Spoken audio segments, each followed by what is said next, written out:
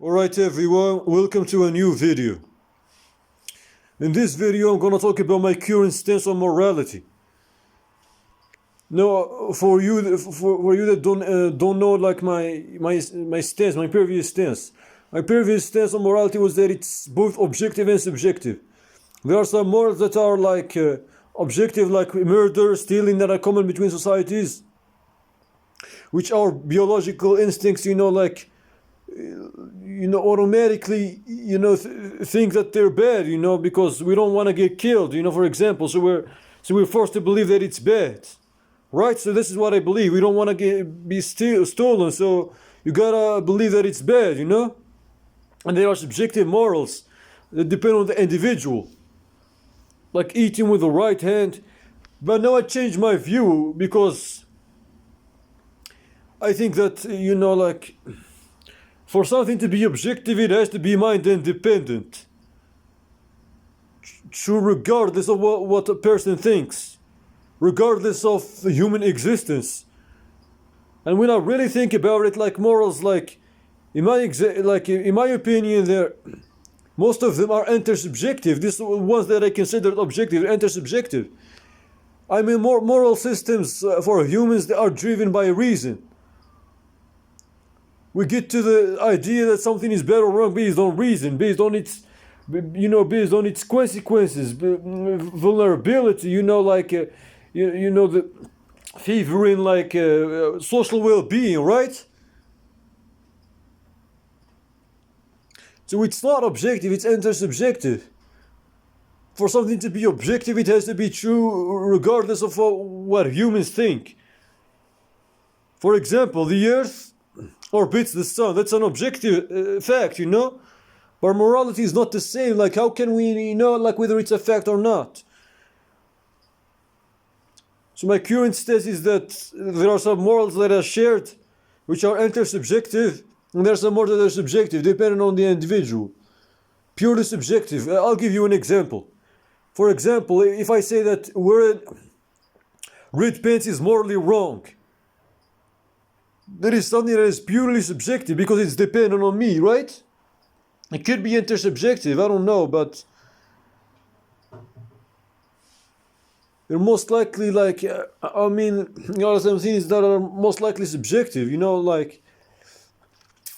it depends on my personal opinion. I don't require justification. It's something that does not require justification. I can give you another example. I don't lie to my parents, even if they don't care. This is like an example of a subjective moral, right? It requires no justification, and there is no rational ground moral ground to judge me, to criticize my view,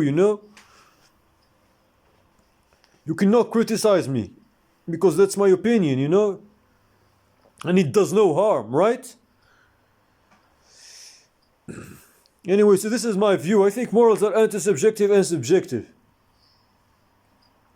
But what if we talk about the belief that morals, the belief itself, that morals are, this is called meta-level recursion. This is called meta-level recursion. What about the belief that the morals are intersubjective and subjective, the belief itself?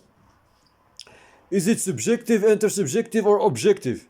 I would say that it's intersubjective. On the minimal sense, minimal intersubjective. For it to be strong intersubjective, they have to agree on the specific morals, whether they are subjective or intersubjective, which is less likely to be a thing. So I would say they're minimal intersubjective, which means that they are intersubjective and subjective. Some of the morals that I believe are intersubjective, they are intersubjective, and some of the morals that I believe are subjective, they could be intersubjective, but some of them could be purely subjective. But what if we talk about my reflection? What about my reflection that the belief, that my reflection about always say that my reflection about the reflection that the belief that morals are intersubjective and subjective. I would say that it's intersubjective and subjective. I mean, if you follow this chain, it's less likely to be shared. The more you go, the higher the level of meta level recursion, it's like the less likely it is shared. The chain is to be shared. So I would say it goes more to be purely subjective the more you go, you know? Anyway, so this is my view about morality. Now, if we talk about normativity, what have to be done, you know? For example, what morally wrong, you know, something is morally wrong, or, you know, this is normativity. But normativity is... normativity does not indicate subjectivity. You know, we don't agree on normativity. But something can be like objectively true regardless of normativity, you know? For example, if someone doesn't care that murder is wrong, it could be objectively true. But someone does not care, right? That does not mean it is not true just because someone doesn't care, because objectivity is not about everyone believes in the same thing. It's about something being true regardless, independently of human minds. So even if someone does not care, that means they are not motivated to care. It does not mean that it can be true. It cannot be objective. If we talk about logic, for instance, is logic objective? I mean, I have some questions. Is logic objective? I mean, the system of logic is created by humans, right? But it follows like patterns in the universe. I would say that logic itself is objective, yeah, it's objective. 2 + 2 = 4, that it's objective, right? But like the system of logic, how we express logic is probably subjective. It's not. I wouldn't say. I don't know. I wouldn't say it's fully subjective, but I would say it's probably not objective. Or the reason is not. I mean, there is a difference between logic and reason.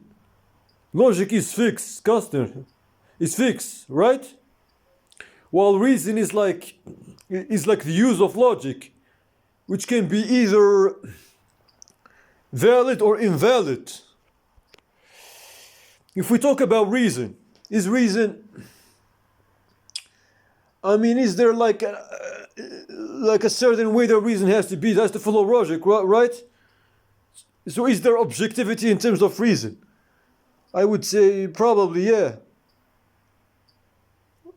I don't know, this is just my view. I think that for a reason to be objective, it has to follow logic, right? So there is invalid and invalid, because if there is no objectivity in reason, then there is no valid or invalid reason. Now this is just what I think. Anyways, so my view is that morals are intersubjective and subjective. I'm a moral anti-realist. I believe that morals are created by the human mind. Yes, they also exist in animals, but it's not the same as humans. I mean, we get to them through reason. They get to them through, for animals, they are just reactions to biological instincts. So we could say morals exist in human beings, but this moral, I don't know, but I mean, something being evaluative does not make it. I don't know. I feel like there is a flaw with my reasoning. Like,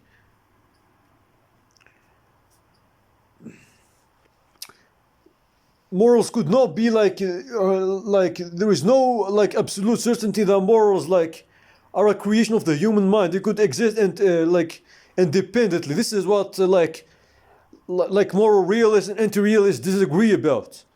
It's not really that simple, because a lot of the time I try to justify like moral independence, but I use the premise, moral independence in the premise, which results in circular reasoning. It's not really like, it's not a fact that morals don't exist independently of human minds. This is not a fact.